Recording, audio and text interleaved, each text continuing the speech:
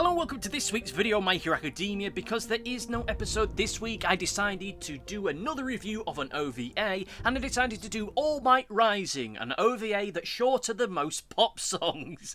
Yes, we're actually talking about an episode which is about 2.5 minutes long, if that. I'm sure we can spin some gold out of this, so we'll start off, as we always do with these reviews, by talking about the positives. This is an OVA with some really expressive animation, a great look into the personal backstory of All Might, and it tells its story effectively. How long this review will be, I don't know, but if we're forced to it, well, at least I can play the spammer for 5 times in a row. Anyway, so for those of you who don't know, this was an OVA that was released in 2019, I think just before the first movie was about to drop. I really don't know, the timing of all of this is all skew-with for me. It is teased as episode 0, this is a prequel episode. It takes place roughly around the time that All Might's mentor dies fighting All for One, and leads up to just before he goes to America. It is an emotionally intensive episode, one which I will admit I've seen a number of times before, so going into this review doesn't have the same kind of impact for me, purely and simply because I've seen it like 4 or 5 times over the past few years or so. I really do enjoy this short little snippet, this little sequence of events. It was up until recently that I realised, oh crap, this is only 2.5 minutes, I just thought it was edited down. I have to say that I do enjoy a lot of this. I enjoy just how emotionally powerful it can be in the short period of time that it has with it, because the animation is able to just convey so much. I will admit, and this is something I may talk about later in the negatives, I think there are just far too many caption screens for my liking, but with that said, the animation that we do get is just constantly on point from the very beginning almost to the very end of it. I think that the animation of All Might's big emotional scene during this is truly fantastic and some of the best I've seen in the entire series thus far.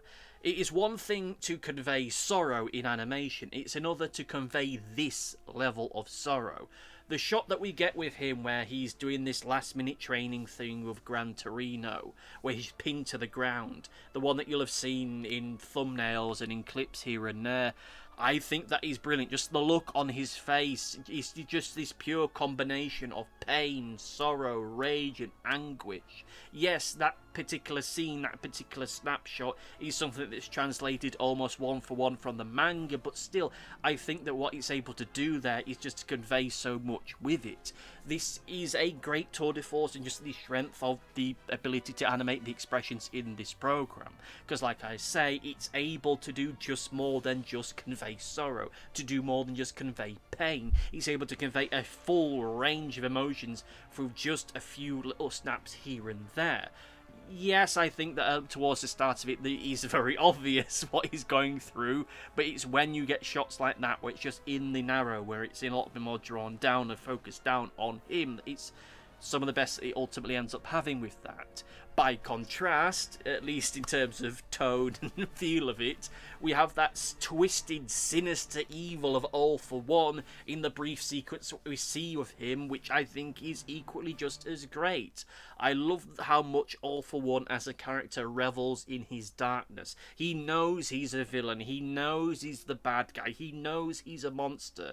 He doesn't revel in it in a silly, cartoonish way. He doesn't have a performative nature to his evil and his villainy. He's just someone who has a tone of voice of a man who is getting his own dark revenge on the world, and he's drinking in the pain of those who wronged him like a fine wine. He has no pretense of being a good guy, or that he's the real hero, or he's the real change that this world needs. He wants to tear down this world and create a new one in his own image, with him being the grand king of it all. And the performance that we end up getting of him vocally helps to convey that. We don't see much of him, we don't see much of his face and his facial expressions, but what little that we do see does show that villainous confidence that the character has. Just this brilliant melding of us seeing the character in their truest, most evil form. We are seeing them at the apex of their power, that their absolute grandest point in their career of villainy. And whilst this is happening, he's surrounded by those strange shapes, those fleshy creations that cover the area like mutant coral, looking both unnatural and yet fitting into the landscape as though they've always been there, that they are just this natural extension of the landscape, but they are instead a natural extension of his own darkness and villainy. All the while he's surrounded by this dark, purpley red, twisted shade that seems to corrupt everything that comes near him and helps to illustrate the corrupting influence of him as a villain. An influence that All Might's mentor wishes him to get away from as soon as possible, as whilst it cannot literally corrupt him, the desire for revenge and avenging her death is something that would corrupt All Might and to bring about a dark age that this world may never truly recover from. The animation, like I say, for this brief 2.5 minute period that it is incredibly effective, beyond the emotional, beyond the metaphorical, as I've discussed thus far. Yes, a lot of it is rather, just nuts and bolts animation stuff that you need. The opening stuff of All Might being cast away and screaming for his mentor. Powerful stuff. It doesn't go above and beyond the Call of Duty as far as animation itself goes. The little training montage bit that we get with Gran Torino, again, does not go above and beyond. The bit towards the end of the episode where All Might's going to America, again, not above and beyond, but it's still of a quality that at least keeps within the feel of everything else. Like I say, I think that the more focused moments that we get with All Might and All for One are the best moments of it, because they end up conveying so much with so little. It really does end up going on to illustrate who these characters are on levels which we don't really get. With All Might, we have had, up until the moment this OVA came out, these brief little shots and snippets and flashbacks of him before he became a hero and in his early days. I don't know the exact timing of this. I don't know if this came up before the first movie or shortly thereafter. But again, we have been seeing for years all these little shots of who he was before it in the very early days of his career as a hero. And this shows us the most painful day in his life as a hero. The day that his mentor died and that he was forced to become the hero that he ultimately ended up being. I think that the entire exchange of this, the whole sound and vision of it is brilliant. It is effective as hell. And I will admit it's some of the most effective animation and just drama I've seen in quite a while for what it's able to do. The creativity that is on show here, like I say, particularly with the stuff with All for One, is brilliant.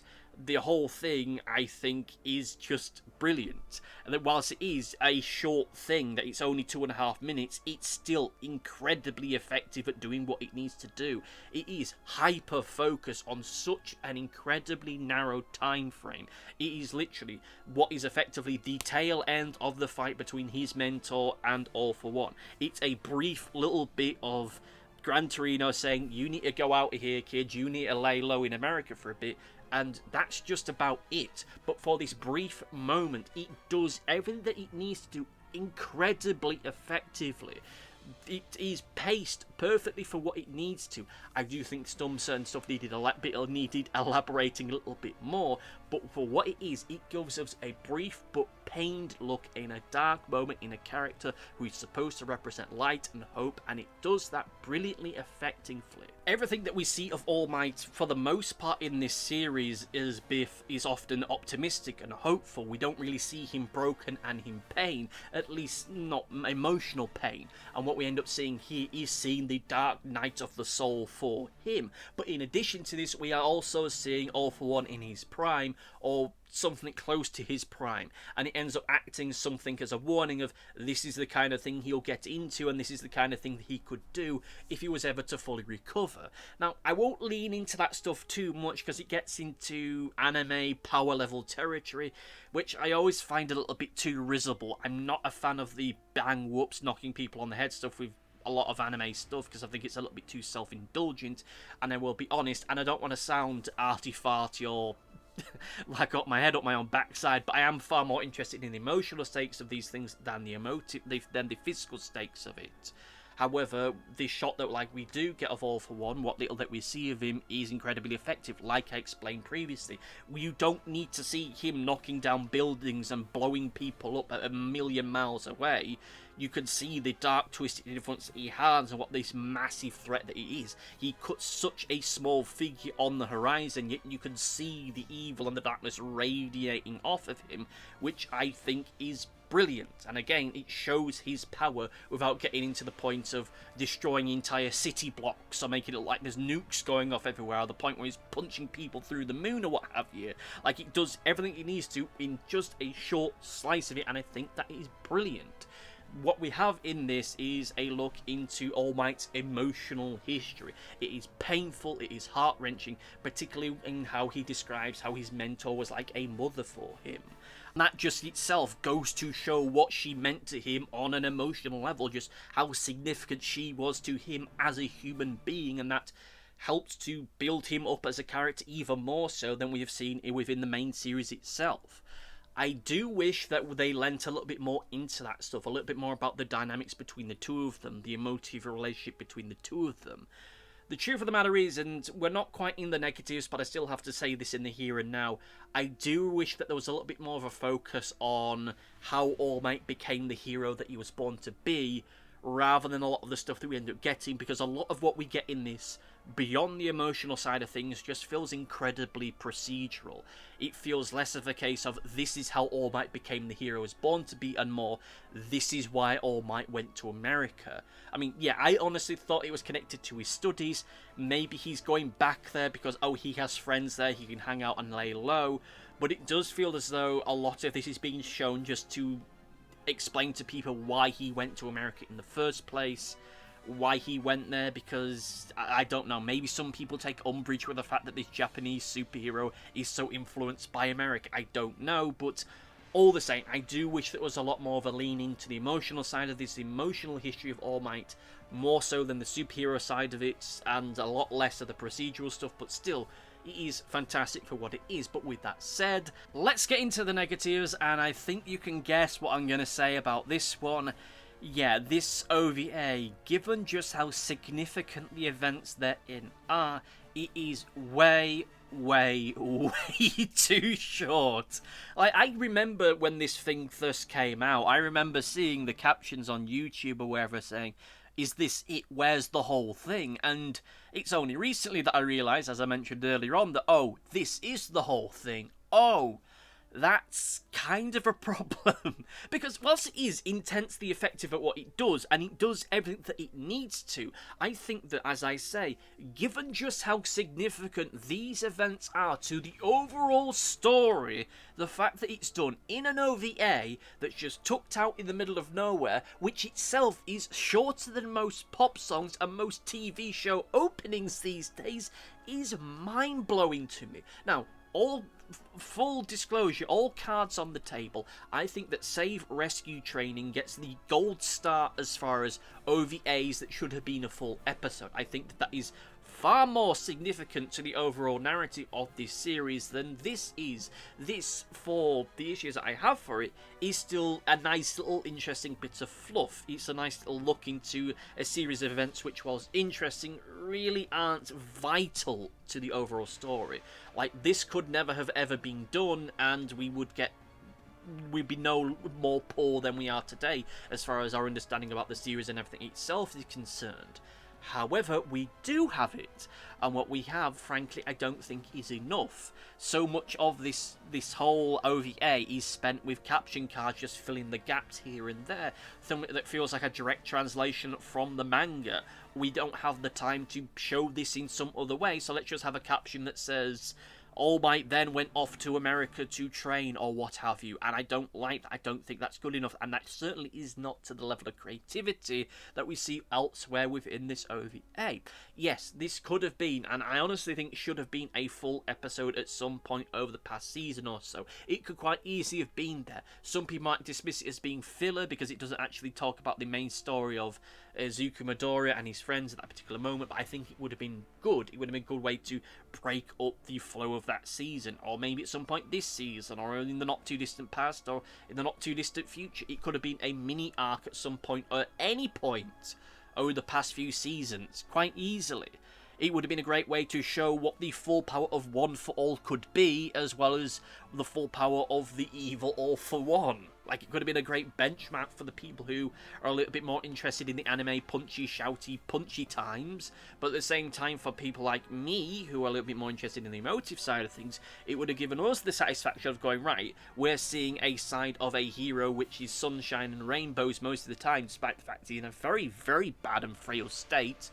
We're seeing a darker side to him, or a more emotionally frail side to him that we've never really seen before, and we'd have liked that, but we don't get that. And I do understand why that isn't the case. I understand why this wasn't expanded out to be a full episode, or being a mini arc or a movie. This is, at the end of the day, My Hero Academia is supposed to be the story of Izuku Midoriya and how he became the world's greatest hero. And having an episode, an arc, a movie that was focused only on All Might and his history would have left many people feeling that Izuku Midoriya was getting sidelined in his own life story.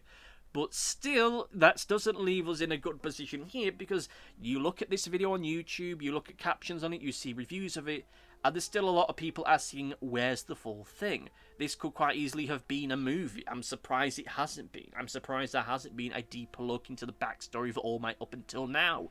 Maybe there'll be a mini short-run mini-series in the manga at some point in the future. Maybe there will be a movie or a mini-series. I don't know. It would have been nice to get a little bit more of that, because I think that whilst everything we get here is bloody effective, it is jumping about a little bit too much for my liking, and that is ultimately due to the fact that it's only about 2.5 minutes long. With that said, let us get into the overview, and I will just say here and now there's not going to be a comment corner, because this particular episode, this particular review is recorded around the time the 7th season's going out. And people coming to My Hero Academia are all kinds of things, so I don't want to spoil things later down the line. So I'll just, focus on the overview for you now. My overall feelings of this episode, and I have to say that my overall feelings of this episode, this OVA, is that pound for pound, this is a fantastic OVA, even if pound for pound, it is rather small. Yet it should have been a full episode, a full movie, a 3-episode mini arc, or at least a half-an-hour OVA, given the sheer emotional importance of it all. It feels as though it really is just something someone's taken from a bonus feature DVD thing and just stuck it online. Just grabbed it at the most important bit, Like, when you look online, you can find the videos of All Might fighting the Nomu, and All Might fighting All for One midway through the previous season, and it's just focused down on that fight, cutting out other characters' commentary. And it feels like that. Oh, this is the moment that All Might's mentor kicked the bucket. That's what it feels like. This is just that little bit. It's like someone took something from a 20-minute video and cut it down to 2 minutes. With all that said, I think it is still fantastic and fantastically effective. I would recommend anyone who's a fan of the series should seek it out at their first available convenience. I think that it's a special feature on the DVD of the first movie. I'm not 100% sure because I can't find my copy of it, but it's easier to find online, it's easier to find on YouTube. With all that said, this week I was supposed to do a what if video based upon something that was supposed to happen in season 7. I want to do a little bit more research into that before I end up dropping that kind of thing. It will be dropped sometime in October time, possibly as a bonus video before the end of that season. I'm in a little bit of a weird place when it comes to this series at the moment, when it comes to how I'm going to cover stuff in the not too distant future, because I've had a lot of ideas for videos. I just don't have a lot of time at the moment. That's why I'm reviewing a 2.5 minute long OVA rather than something longer this week, because I'm really short on time. I've got to schedule out a lot of things coming down the line. There's a Christmas video I've got to figure out. That is I'm still debating on whether or not I'm going to review Dragon Ball Daima when that drops, if it ends up landing on Crunchyroll, but we'll see with all that. But anyway, thank you all for listening, thank you all for watching. Let me know what you thought about this OVA in the comment section down below, and I'll get back to it some point. I don't know if I'll be responding to the comments from this video in a future video or not, but we'll soon see. Thank you all for watching, thank you all for listening, and see you next time. Goodbye! Thanks for watching. Be sure to like, favourite, subscribe, click the bell, and do all the YouTubey stuff that YouTube wants you to do. Go on, it'll do me a power of good. Until next time, my friends, goodbye!